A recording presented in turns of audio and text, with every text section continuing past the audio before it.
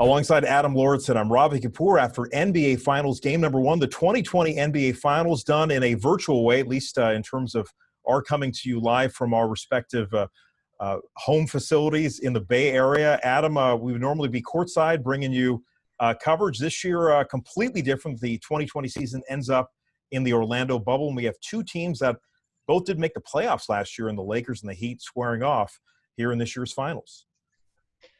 Quite a lot of changes from what we saw last year, but we're happy to have basketball and happy to have the NBA back in action.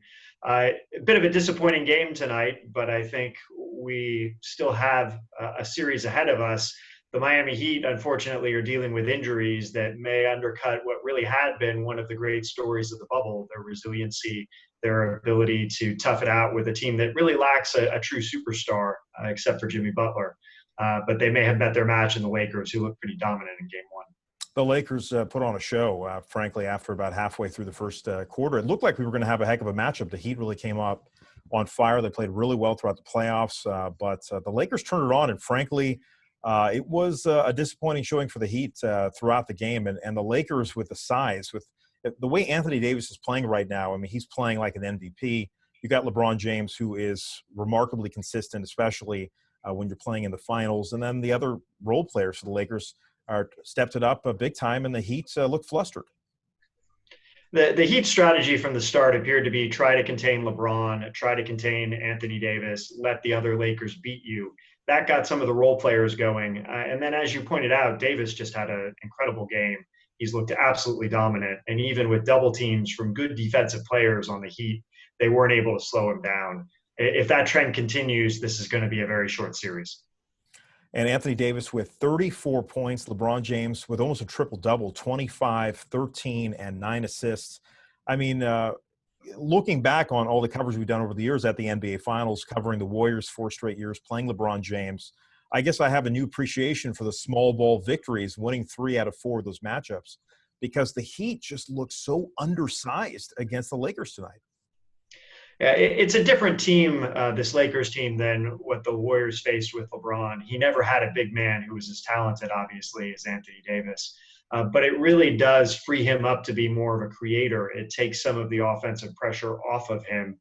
He obviously scored a tremendous amount in those series against the Warriors, but he was often inefficient, particularly at the end of the finals when he started to wear down. Having a teammate like Davis allows him to really pick his spots, play to his strengths. They're an incredible duo that is really going to be dominant, I think, for years to come. Take me through quickly before we get back into this game. I mean, what was your impression of the bubble? I mean, did you watch a lot of games throughout the playoffs and the little bit of regular season that was played in Orlando? What did you think of the quality of games that the NBA put on? I was surprised by the quality. I thought it was particularly high. I didn't know what to expect. It was a bit strange waking up and having games on during the morning here in the West Coast, given that it was all skewed for East Coast times. I was impressed that teams were able to play on such a tight schedule and keep the quality of the games up. I also thought that a lot of the younger players benefited from not having the wear and tear of travel, not having the adjustments that they typically go through in the NBA. This was much more a camp-like environment where you were in one place, you just go to the gym, you play a game, you go back, you take care of yourself, you do it again the next day. So we saw a lot of the younger stars really emerge during the playoffs, and I think that can be attributed in part to the bubble and the environment that was set up. Well, given the fact that the Heat and Lakers are playing, we've got to bring up Andre Iguodala, given that the history of Iguodala playing now in his 6th straight NBA Finals and taking on LeBron James once again. Iguodala had a great game to close out the series in the Eastern Conference Finals with 15 points. Wasn't a huge factor in game one, but what does it mean for you as a longtime Warrior follower? And certainly Iguodala was a huge part of those Warriors championship teams. What did it mean to you to see Iggy get a chance to play here in the finals once again? It's wonderful to see him. It brings back a lot of great memories about everything that he did for this franchise. I think every Warriors fan should be thankful that we got the years that we did from him. I think it's also a testament to his intelligence as a player. He's such a good defensive player. He's such a good teammate creating for others. there's always going to be a role for players like that. So even as he gets older, as some of his physical skills may start to deteriorate, he's still an impact player. And on a smart team like the Heat, he's been an asset for them. He's not going to play 35 minutes a night, but in short stretches, I think he could still be a positive in the series. Well, the Heat dealing with injuries. I mean, Dragic may or may not play in game 2. Certainly Butler was slowed down by a twisted ankle. Bam Adebayo got hurt in the Eastern Conference Finals. It looks like he re-aggravated that injury. Those are 3 core players for the Heat. How do they overcome this? I mean, they don't really have that much depth beyond those guys. I don't think they can. Those are the 3 most important players on their team, arguably. And if you just got the entire core like that, you can have your role players try to step up, try to do more, but there's only so much they can compensate.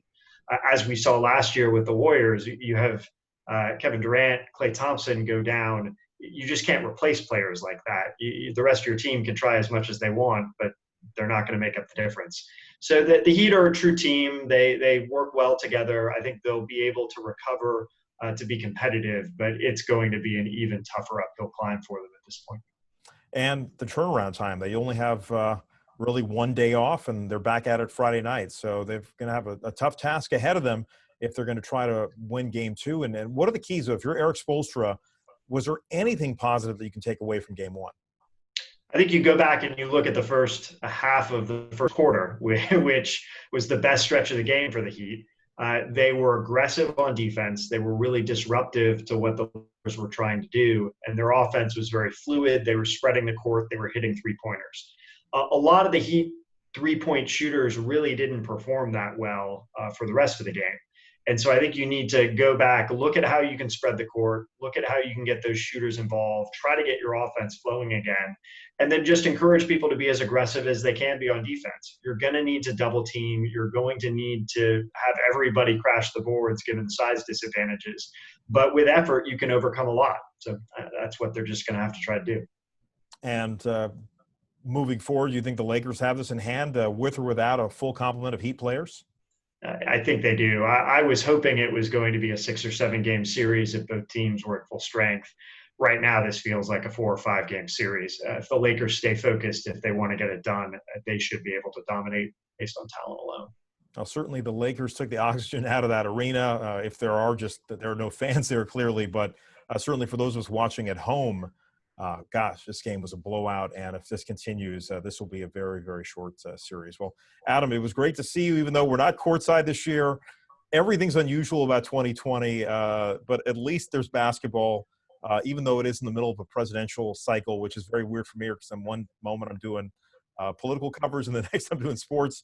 But hey, that's 2020, and at least there's basketball. I'm glad we have something to talk about.